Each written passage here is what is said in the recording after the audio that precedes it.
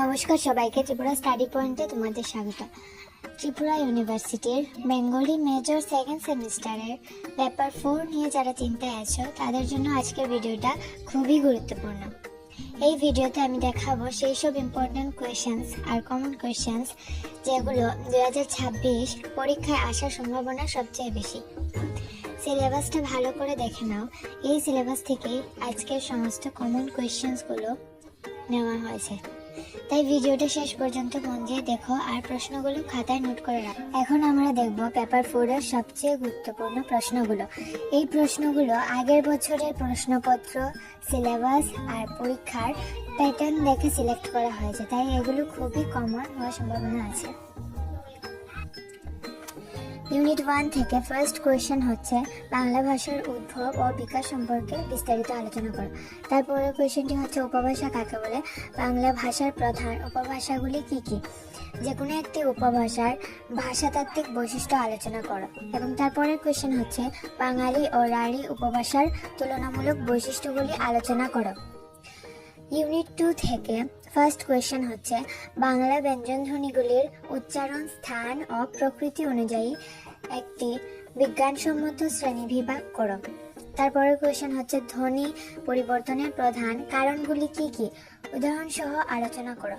এবং তারপরের কোয়েশ্চেন হচ্ছে টিকা লেখা, অপিনিহিতি, অভিশ্রুতি, নাসিক্য ভবন, স্বরসংহতি, সমীভবন। এখানে থেকে 3-4টি প্রশ্ন অবশ্যই থাকবে।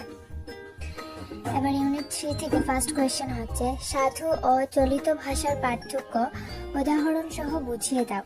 চলিত ভাষাকে কেন বর্তমান যুগে বেশি গুরুত্ব দেওয়া হয়। তারপরের কোয়েশ্চেন হচ্ছে বাংলা শব্দভাণ্ডার বলতে কি বুঝো, বাংলা শব্দভাণ্ডারের আগন্তুক শব্দগুলির উদাহরণ সহ শ্রেণীবিভাগ করো। এবং তারপরের কোয়েশ্চেন হচ্ছে শব্দার্থ পরিবর্তনের ধারা কয়টি ও কি কি, প্রতিটি ধারা উদাহরণ সহ আলোচনা করো।